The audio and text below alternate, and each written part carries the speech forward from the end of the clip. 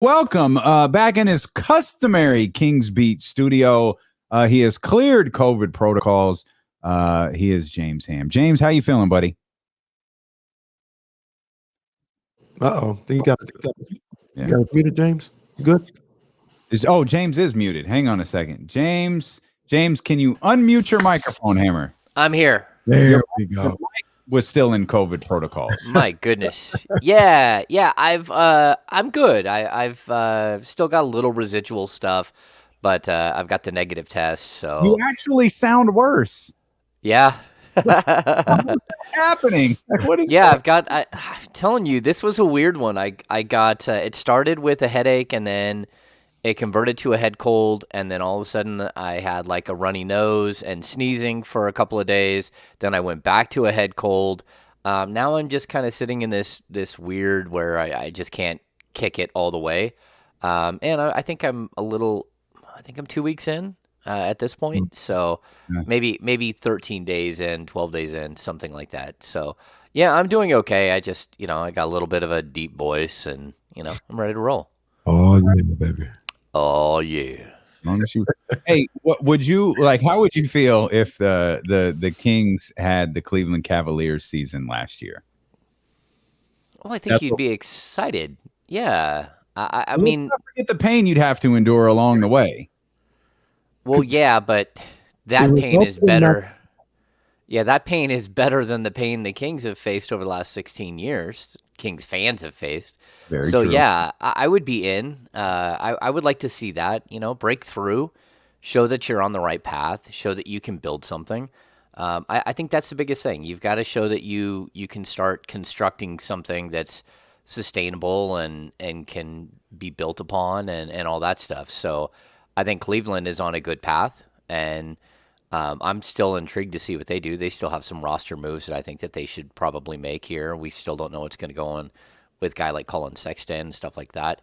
But I like their design. I like what they've done, and they kept adding this offseason. Abaji is nice. Yeah.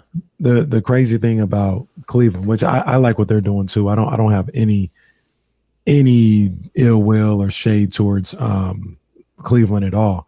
But let's be honest.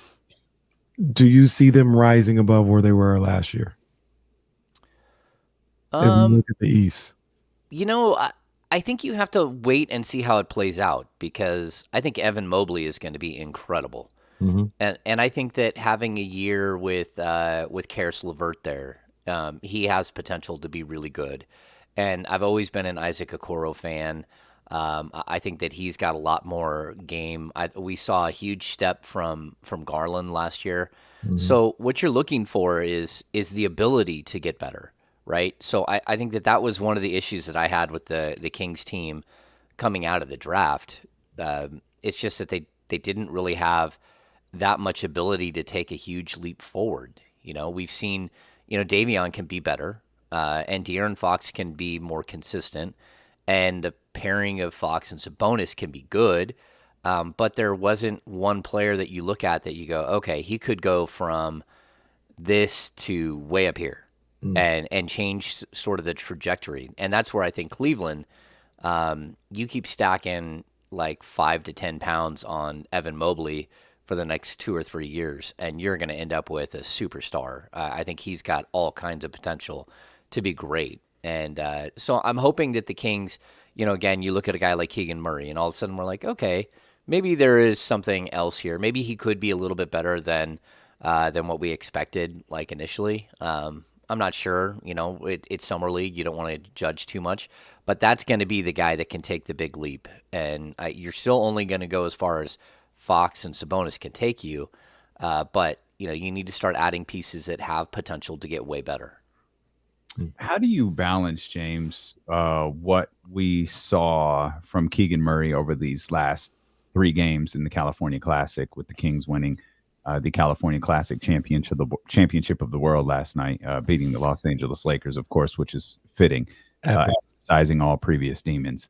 How do you balance what we saw from Keegan Murray and trying to look forward to the season, expecting him to come out and drop 24 and 9 on night number 1 is probably a bit we're probably setting not that he's not capable. Clearly he is, but we're probably setting ourselves up for a little bit of disappointment if we do that. Yeah, I think the good thing. So when you walk into summer league, if a guy doesn't belong, you see it really quick. You look at it and you're like, oh no, that's not good.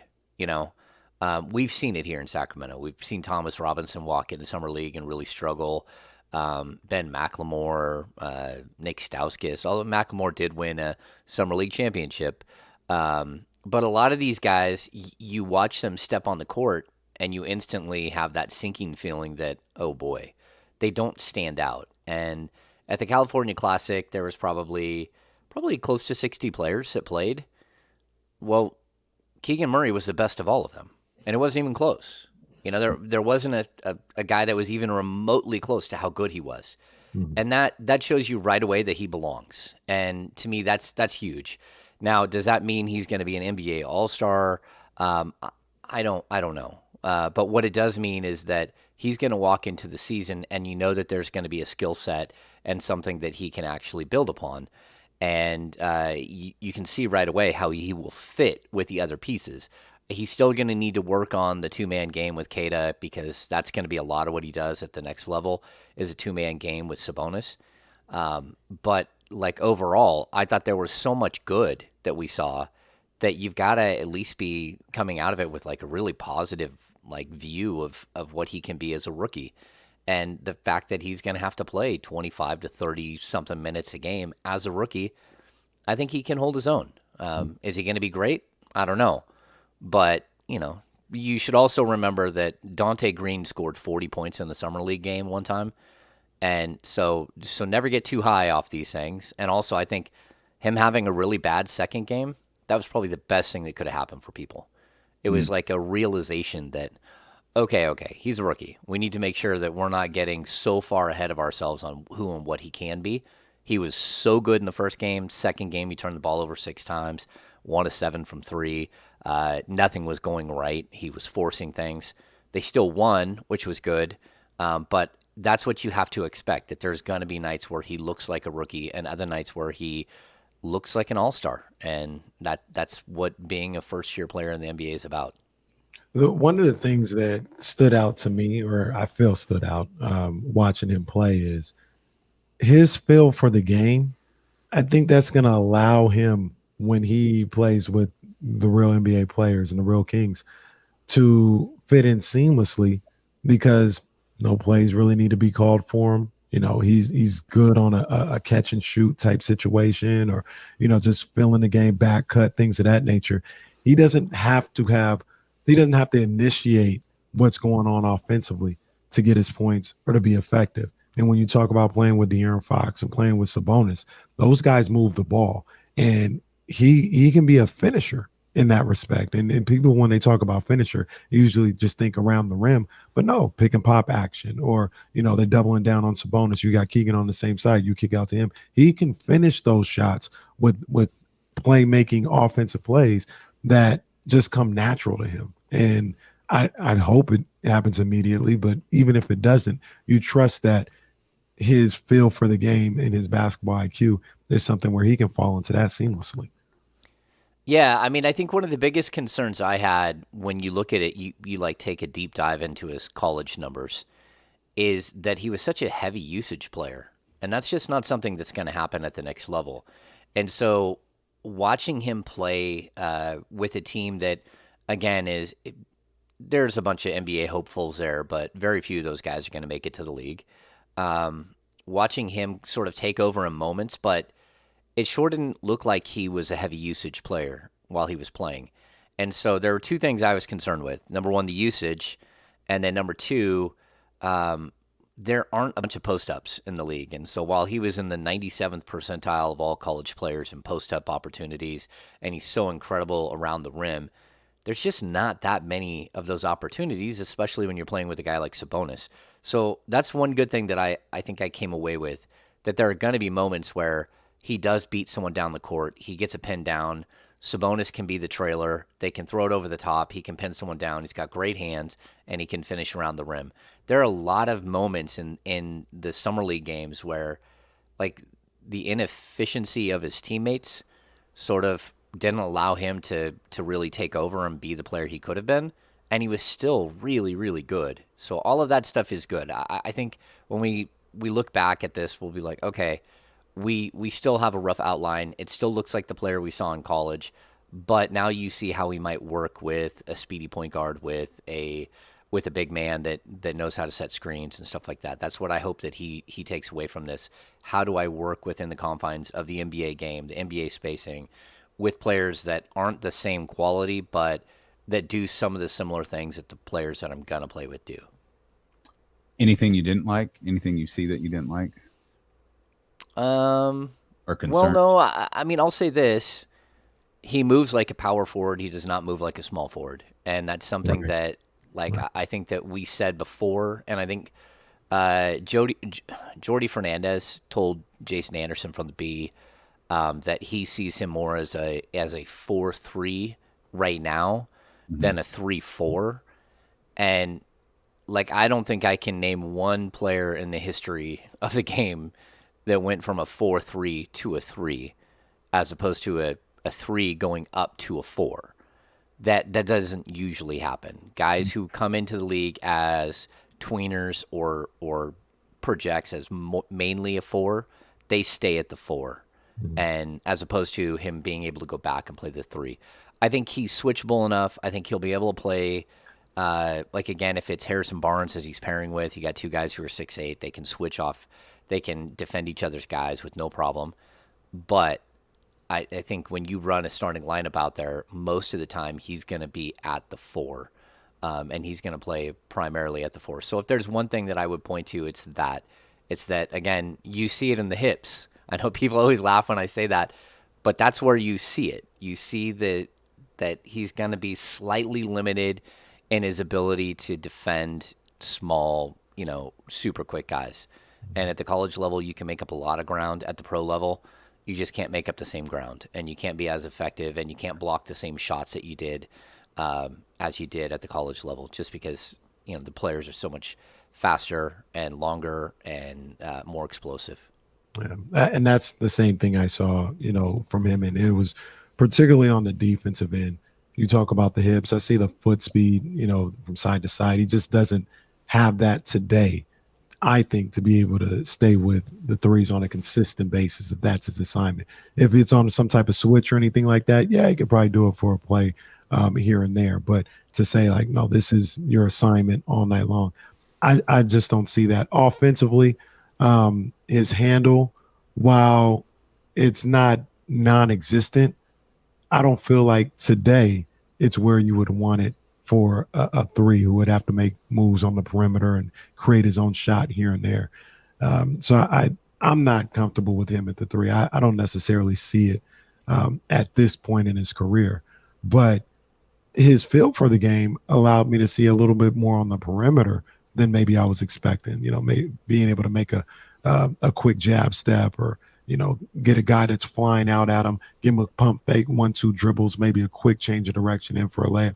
He did a little bit more than I thought he had in his bag in these 3 games. I saw a little bit more than I was probably prepared for. Yeah, it's funny. He said he made the Chris Middleton comparison. And once you heard that, you see it quite a bit. You do see the Chris Middleton. Chris Middleton has a way of keeping you just slightly off balance and then using the little tiny space that he creates by keeping people off balance and rising up and shooting over the top of them. I think Keegan Murray is going to be really good at that. I still see, like, body wise, I still see a ton of Marvin Williams. And again, that's not a bad thing. Like, Keegan Murray can be a better, more refined version of Marvin Williams, but I still see just the way he moves out on the perimeter, in space.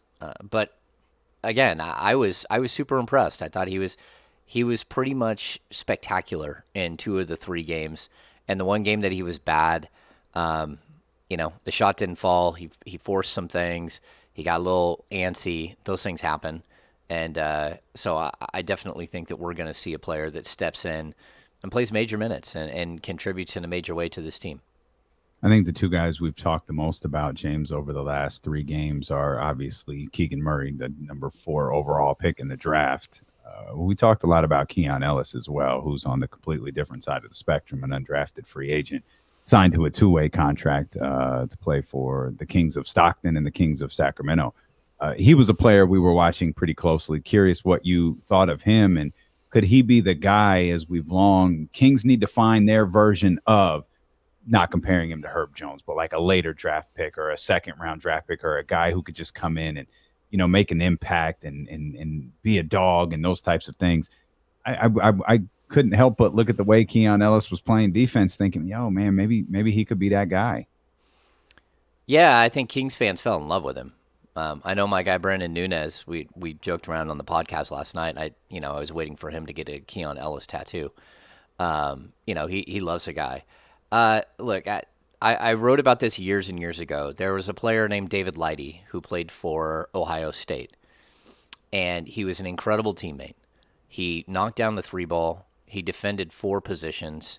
He was a guy that you put on the toughest guy every single night. He played 4 years at Ohio State and then never got a shot in the NBA. And while that guy there understood his role, knew how to step in and play his role, be a good teammate, do all the dirty work, for some reason the NBA doesn't look at those players at the college level and then embrace them and bring them into the league and ask them to do the same thing at the next level.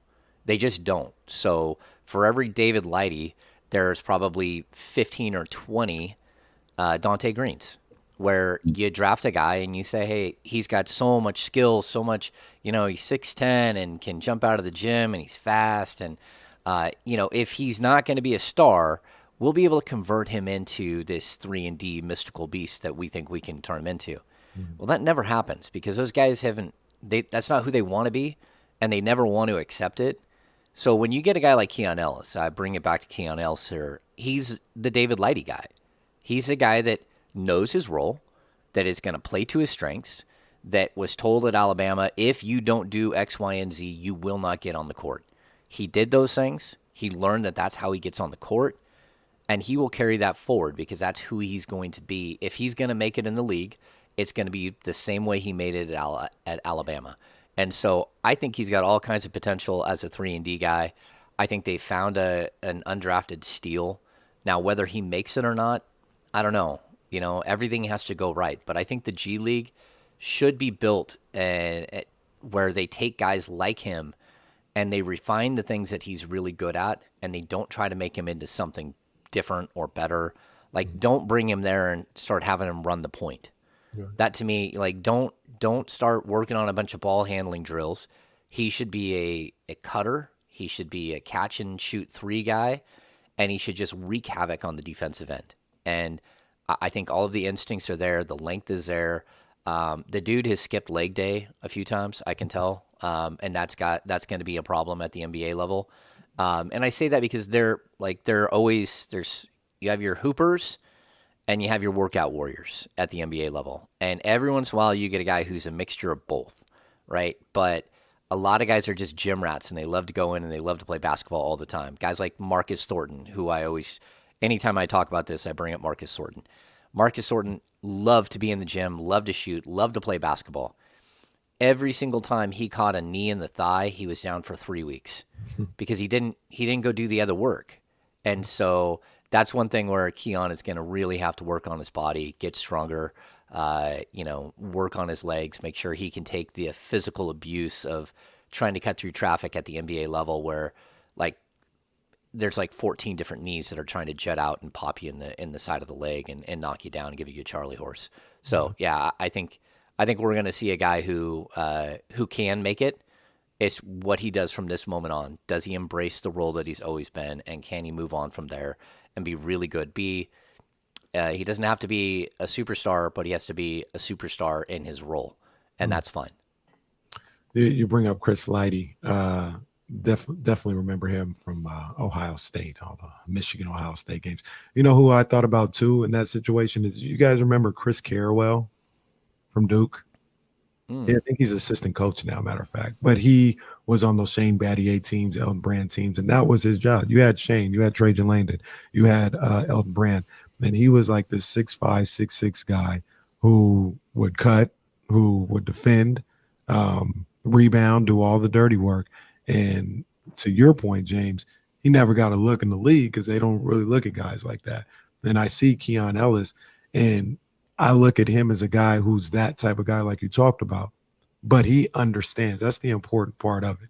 He understands that's who he is, and if he wants to be in this league, if he wants to play on the Kings or any other team out there, that's what the core of his game has to be. The core of his game has to be defense and working, cutting and things of that nature. If he works on his game and he develops some kind of handle or whatever the case may be, that's icing on the cake. But he can never get too far away from what has gotten him to this point. To be in somebody's organization right now, being undrafted free agent. So I think he has the mentality and he understands that's the role that he'll probably play in this league. Yeah, it's kind of the curse of being a bad team, to be honest. I mean, it's unfortunate, but when you're a team that's drafting in the lottery every year, you bring in players, and it doesn't matter where they come from. They come in and they're like, "Oh man, this is like the Wild West." That whole thing that somebody has to score on a bad team. Well, when you're a bad team, you got all these guys who come in and like, "Oh, I can be that guy," and you have guys who try to do too much, who also they never accept a role. They are always thinking that they could be something bigger and better. And like I've brought this up a million times. Jason Thompson, 7 years in, was like, "When am I going to get 12 shots a game?" It's like the answer is never, bro. It's never. And you shouldn't be asking. Stop asking. You get 8 shots, that's good. Stop asking. And the problem that you have is that bad teams, they perpetually get stuck in this stage where all of their young players still believe 2, 3, 4 years in that they can be way better than they can be. And I think Omri Caspi told me one time, he said, the thing that changed my career was leaving the Kings, going to Cleveland. Cleveland experience was horrible. He left Cleveland, he went to Houston, and Kevin McHale said, "Look, man, if you want to be in this league, you will do 2 things. You will play defense and you will shoot the corner 3. And I don't want to see you do a single other thing. Every once in a while, you can get out and cherry pick on a break. That's fine. I don't want to see you do anything else." And he said that was game changing. It completely changed him into a different player and let him stay in the league and make it to year 9 or year 10. And without that, but the problem is that a team like the Kings, they never have the situation in place where you can ask a guy just to do that, because the main players, the pillars of your team, they're not good enough typically to support that. So that's where you have to, again, you have to raise the value of your star players, and you got to have them get established and start writing things in pen like what we've talked about. But then you start filling in these other players. And that's why I really like the Kevin Huerter signing, the Kevin Huerter trade. I like that even a little bit more than I like the Malik Monk free agent signing, because Malik Monk, I know what his skill set is, but I think he still thinks he can do a bunch of things, right? He still wants to be the guy that he was in college. And if he's willing to accept that, that might not be the case, that he needs to be a really good 3-point shooter and play better defense and stuff like that. That's one thing. But Herter comes in like, all right, I got it. I know what my role is. My role is to dance around the perimeter and shoot wide open threes, because Sabonis and Fox will get me wide open looks. Mm-hmm. And so, I think that's going to be like a dynamic you got to work with. But the Kings are always bringing in players like this, that, a guy like Terrence Davis, if Terrence Davis only did 3 things on the court, he'd be really, really good. The problem is when he starts doing 5 or 6 things, that's when things go haywire and you start to go, oh boy, what's happening here? And so less is more in a lot of the circumstances, especially with your role players, your tertiary guys that are around your big guys. What is your relationship to Kevin Huerter again? Absolutely none. We're both gingers. Okay. We're both gingers. That's all. There's a lot of speculation. I just wanted to ask. I think the scenario that you outlined right there, and Kenny and I were kind of in a roundabout way talking about this earlier, but more as it pertains to Paolo, Jalen, even maybe to a certain degree, Chet.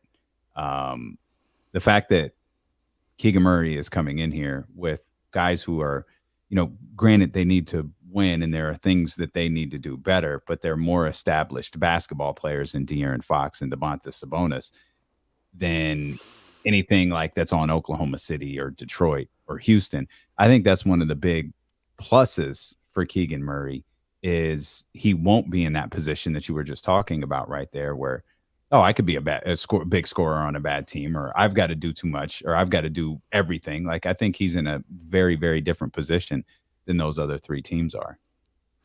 Yeah, I mean, like, look, if you're looking at, just to go back to Herter, like, Herter comes to the Kings, he expects a bigger role, right? Maybe that's possible. A bigger role means like 2 extra shots per game. That's what we're talking about. We're saying, can you get 2 extra shots? And if those 2 shots are 2 threes, and you're averaging 1.2 points per 3, that's a 40% shooter from 3. Now we're looking at you averaging 2.4 more points per game.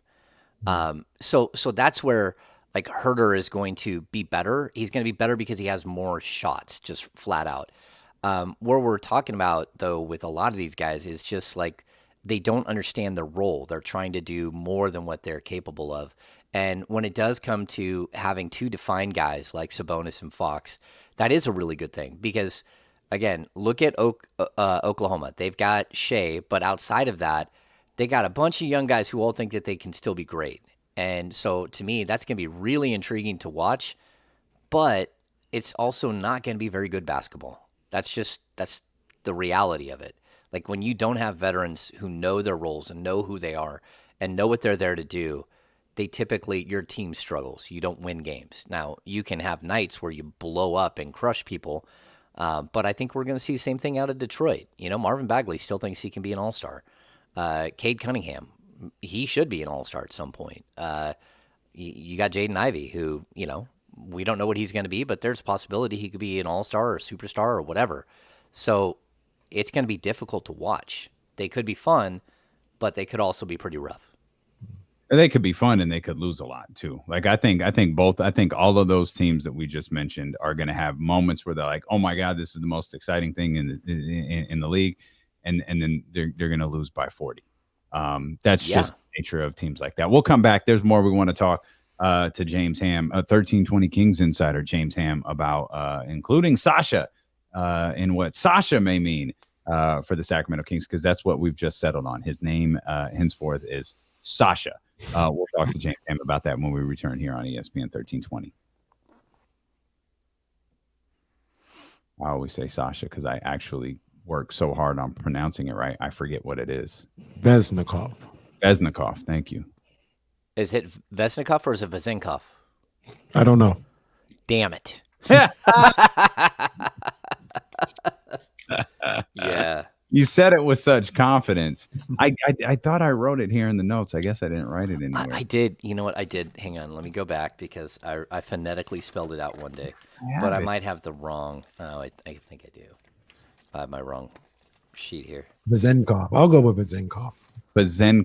That's what I'll go with. Vezenkov. Yeah, Vezenkov. That's what I think it is. Sasha Vezenkov. Yeah, and I've been talking to my guy Christos Saltos in Greece, and like, there's a big positive vibe about him coming over. Yeah, that's what I was going to ask you about. Yeah, that's what it is. Now, what does that mean? I don't know, but like what that means is if he's going to get an opportunity, then Freeport's not, and Trey Lyles is going to play less unless he's playing 5. Yeah, so it's going to be interesting. He's certainly not a 3. He's like Keegan. He's more of a 3 than he is a 4 than he is a 3. Wrong emphasis on wrong syllable. The Vezenkov.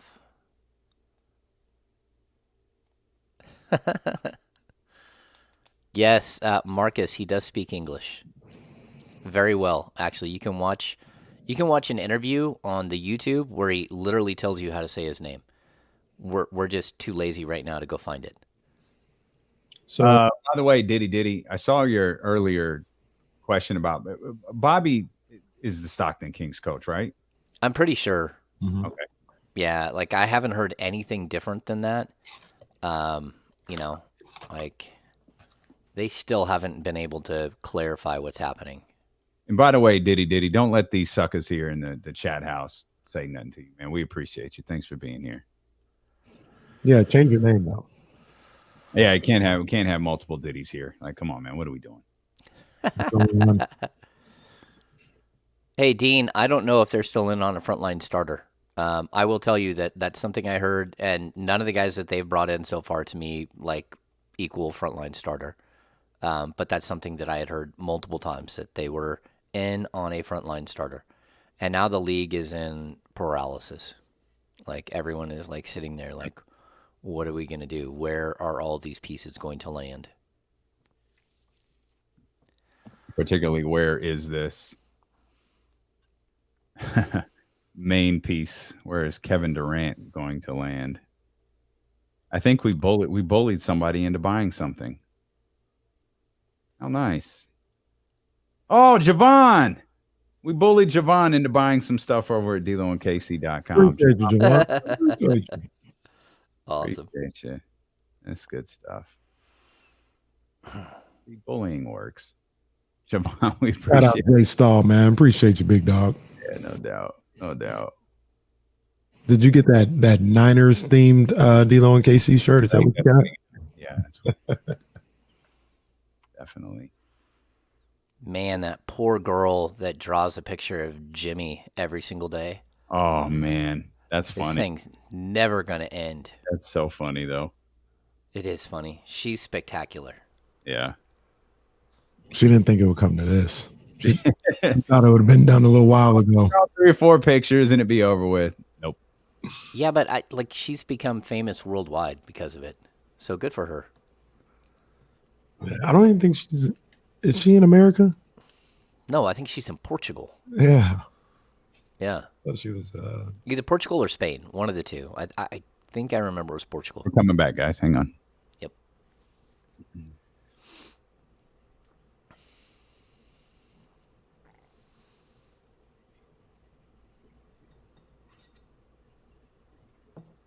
Also live on Twitch, live on YouTube, we're live on Twitter as well at ESPN 1320. If you're not following us there yet, please go do wherever you are. We appreciate you so much for being with us. We appreciate our 1320 Kings insider and creator of the Kings Beat, James Ham, being with us here as well. I'm going to stick with Sasha because we're enunciating the wrong part of the name. We're doing all of it.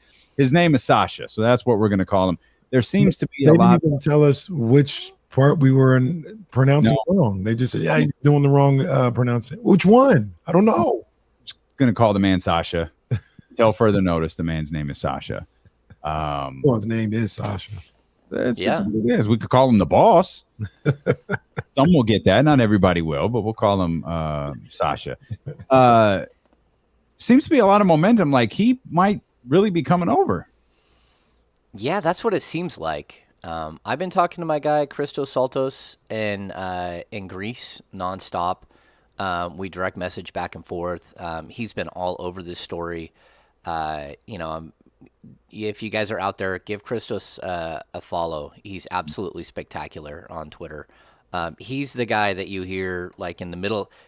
He's literally up at 3 or 4 o'clock in the morning, covering post games every single day.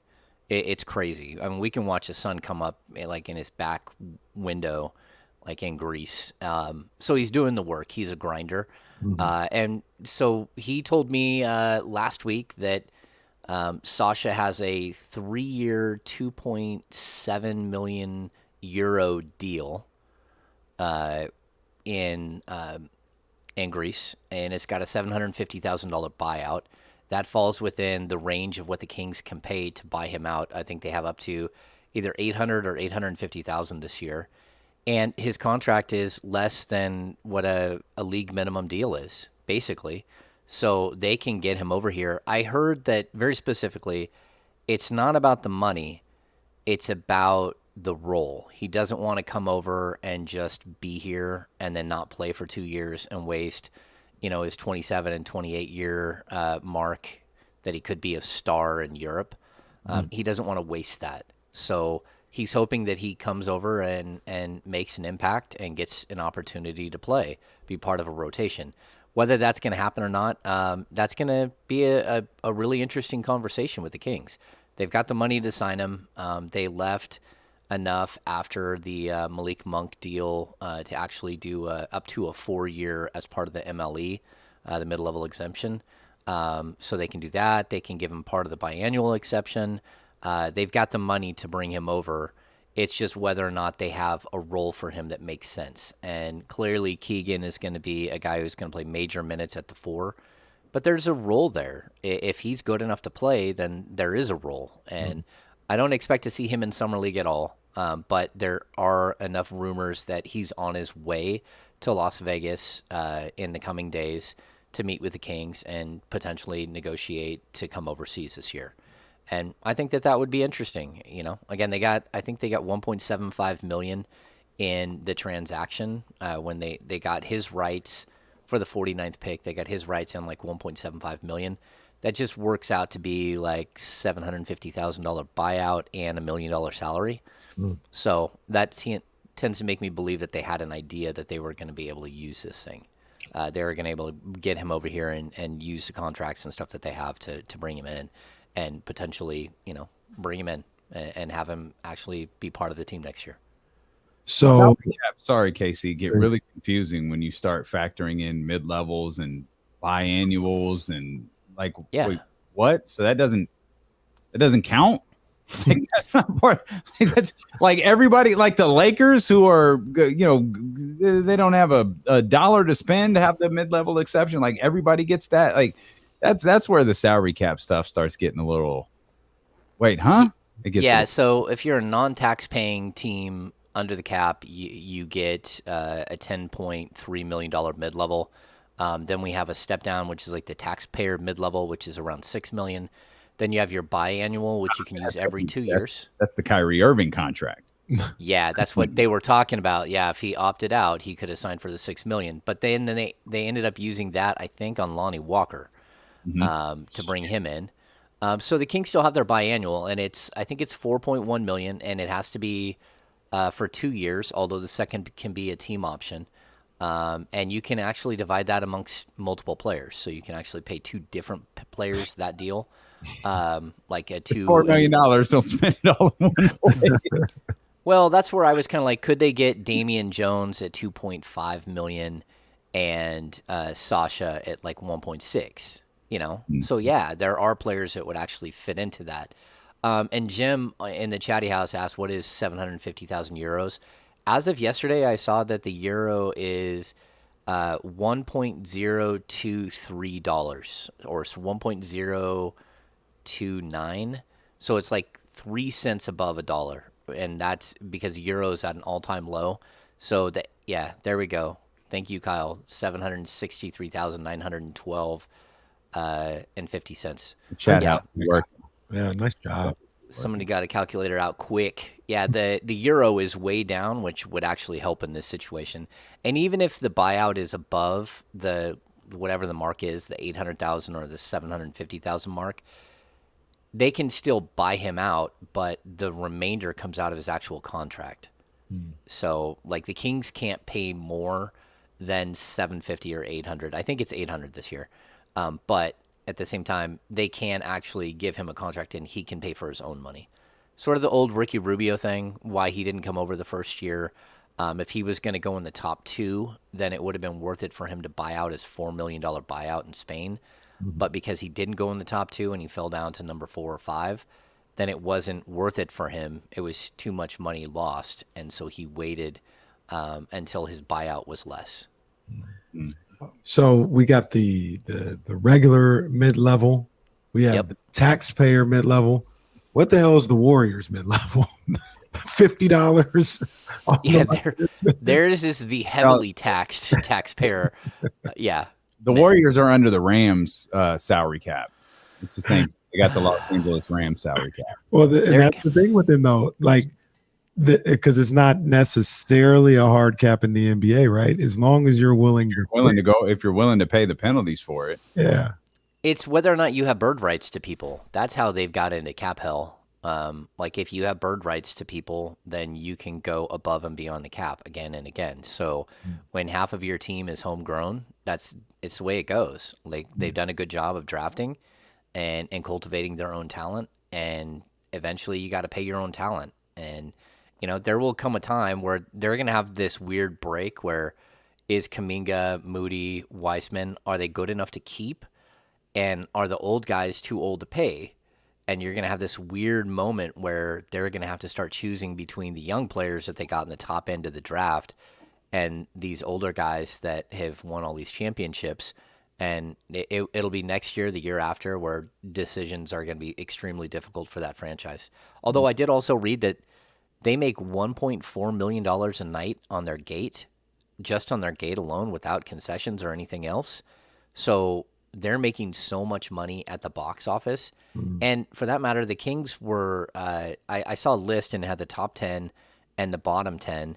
The Kings are somewhere between 11 and 19 because they weren't in either of the list, which means they're making over $1 million a night on their gate.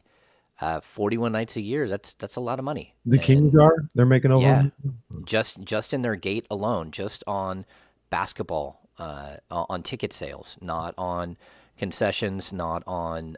With concessions, it's probably $2.5 million as much as stuff costs there. Well, that and merchandise and all that stuff, like all of it adds up pretty quickly. And then you have your television rights, which are massive, massive, massive. Jason, And the Warriors didn't make 1.4 yesterday. No. Well, that was weird. I don't know why they did that. I'm going to give the Warriors like a bit of a break because they took on they took on the Cal Classic, like long before they knew that they were going to go win an NBA championship. So the championship, the parade and everything was like a week before the Cal Classic. Like these poor guys are exhausted. They just went through this massive, massive playoff run. They get all the way to the end. They celebrate the championship. They have a parade. And it's like, hey, man, there's no time off for you now. You got to turn around and start going again. We got the Cal Classic coming through. Nobody trying to hear this, James. Nobody trying to hear this. Ain't nobody hearing that, man. Oh, man.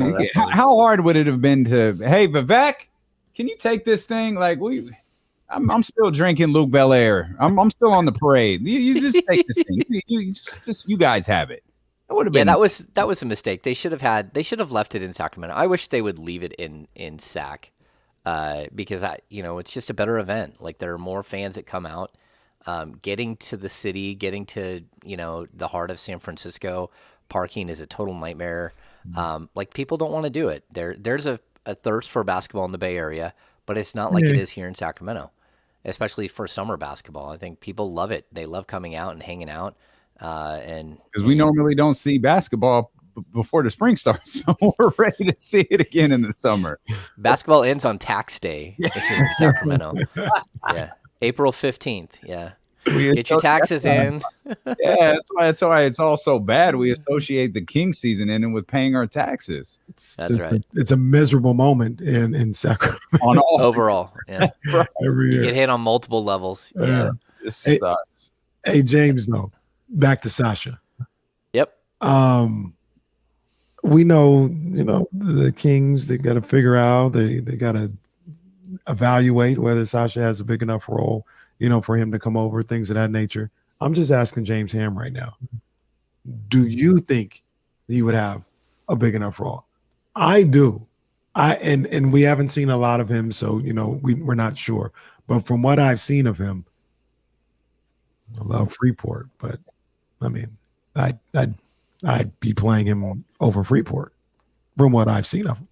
Yeah, I mean, I don't know. Did you play him over Trey Lyles? Yeah, he's a mature player. I mean, he's a guy who's going to come in and he's going to be ready to play. Whether he can beat those guys out, I don't know. It just depends. We have to see how his game translates, and I would like to tell you it's just going to translate right away. I don't see Bojan Bogdanovic, he's not going to have that kind of impact. But I still think he could be a guy who can, average 8 to 10 points a game, who's got a good 3-point shot. He fits what you're doing. He plays defense well enough. He can cut. He can do a lot of things. And just as like watching him as a player, I think he does fit better than both Chimezi and Trey Lyles like right away. But again, that's if you're looking at Trey Lyles just as a 4. I think I would use him as an undersized 5 a lot more because he can shoot the ball and because he can pass and because he's a high basketball IQ player and he's thick. He can hold his own. But then you run into the question of, well, what do I do with Rashawn Holmes and Alex Len and Nemias Queta and all that stuff behind Sabonis? So there's only like 12 minutes there anyways, maybe 14 minutes of action at the center position. So yeah, I think it's going to be interesting. It would definitely add a bunch of wrinkles into what Mike Brown can do. Like it's good to give him as many options as possible, but also like Trey Lyles' contract is just 1 year. Chimezi Metu's fully guaranteed for the year, but it's like $1.9 million. Like if they're not working out or if they're not gonna, you can find a place for both of those players, whether it's waiving them and just letting them go find somewhere else, or it's I think with Lyles, he's got enough value in the open market. You could probably trade him. And I don't think the Kings roster right now is going to be the roster that we see 2 weeks from now, a month from now, October 20th or whatever the start of the season is. I think there will be more adjustments, but I always think that, and then there's not. So I don't want to actually get anyone's hopes up. Let's bring it back. It's been gone for a while. We did this last year. James, is Buddy Hield going to be on the roster when the season starts? James, is Buddy going to be on the roster when the season starts? It was a bit that went on for months. James, is Harrison Barnes going to be on the roster when the Kings season starts? Man, I don't know. Like if someone asked me that yesterday and I said, I don't think so. That doesn't mean he's not going to be though. Like the best laid design, like you're hoping that you can figure something out and you can solidify your small forward position with a player that's 24, 25 years old and sort of like fix that position long term using Harrison as like the nucleus to move out to go get that other player. Same thing with Rashawn Holmes. I think Rashawn Holmes, there could be a place where he could move on to pretty quickly. But if you start this season and Harrison Barnes is your starting small forward, you're probably better off right now than any other option that you have, especially since you don't really have another small forward on the roster at all. That's probably a problem. Fours, but we're having with those threes. Yeah, I mean, I think we all think that Herter can play some minutes at the 3, that Terrence Davis can play some minutes at the 3, but then we start running out of players. And I think the Kings still need a backup point guard. And on top of that, I think they still need a 3. And whether it's a starting level 3, or if it's, a reserve, they still need to figure that one out pretty quickly because that's an issue. Like you can't walk into a season with one guy who can really play that position full time. Yeah. I go back and forth with this one. Sometimes I think that, the writing's on the wall for Harrison to be gone. Sometimes, and especially now with this Kevin Huerter move, it feels like you can kind of afford to keep him around. And even if you're not sure or extremely doubtful that he's going to re-sign in the offseason, you're not, left with nothing there at the small forward spot because you have Herter, and then you still have that money that you'll leave behind with Harrison Barnes that you can use to possibly get a free agent or work out a trade proposal, or a trade deal with somebody. So that has me thinking they might just roll with him being the small forward and see how it plays out moving forward. Yeah, but that's tough because if you get to midseason and you're playing well, and he's a big part of the reason why you're playing well, but you still don't think that you can ink him and you can bring him back another year, that's tough because then you lose him for nothing, and they've had that problem quite a few times where they lose players for nothing. And so I think you have to be cautious there. You really do. And I think also if we look at the roster construction, you look at Herter, you look at Monk being the big additions. I know Davion is going to be a much better shooter from 3 this year. You look at Domantas Sabonis trying to work out and shoot the 3-ball more and working with the shot doctor. Then you look at Keegan Murray and you add in, if they're able to bring in Sasha and they have Lyles. I keep bringing all these names up because that's a lot of 3-point shooters. And if you can get enough 3-point shooters on this roster, then you can do something a little different at the 3. You can go with like people have brought up in the chatty house. You can go with a guy like Thibault, who's strictly a defender. But you have to have so many like offensive weapons, so many shooters in order for Thibault to work, or for players like that. If you're going to go to just strictly a defensive player at that small forward spot. James Ham, subscribe to the Kings Beat, by the way. Fun live episode last night. You can subscribe wherever you get podcasts from, Apple, Spotify, Google Play, here on the Odyssey app for those listening there. Also subscribe to the YouTube channel. Great stuff watching Brendan Nunez visual reactions to some things. Oftentimes Brendan Nunez lack of visual reactions. Very funny. And then James pestering him to watch very old movies like The Lost Boys, which actually got me thinking too, like, really, The Lost Boys? Classic. Man, You haven't seen Stand By Me. Come on, man. That's like the best coming of age movie. is that the one with the leeches? Yeah. Yes. That's all I remember. Yeah. James, you would be just. There's not enough days left in the world for me to watch the movies that I haven't seen that you would want me to watch. That's probably true. That's probably true. Yeah, I worked at a video store for a while when I was young. I've always been a movie buff. Like we have, I think, like 1,400 DVDs and Blu-rays upstairs. The Lost Boys was Kiefer Sutherland, right? Kiefer Sutherland, Jason Patric, Corey Haim. That's right. Corey Feldman. Yep. But that's that. If that doesn't scream 80s, man, I don't know what does. You're eating worms, Michael. Yeah. My, what were they doing in the 80s? That absolutely screams 80s. Yeah. Eric Bledsoe, you mentioned backup point guard. It's like he's gonna. No, he's gonna go look for a spot where he can win. I'm But sure. there are plenty of guys out there. There are plenty of guys out there that I think fit the bill, that are willing to take secondary role. I know Kevin Fippen is in love with DJ Augustine. Maybe they'll go get DJ Augustine for I Kid actually Fip. like DJ Augustine a lot.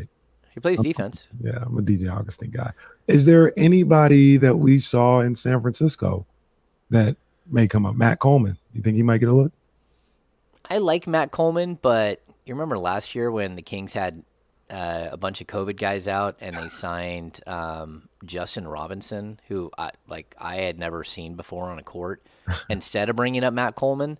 Yeah. And that was like the most disastrous 5 minutes of basketball I think I've ever seen. Sorry, like if you're out there, Justin, like it didn't work out.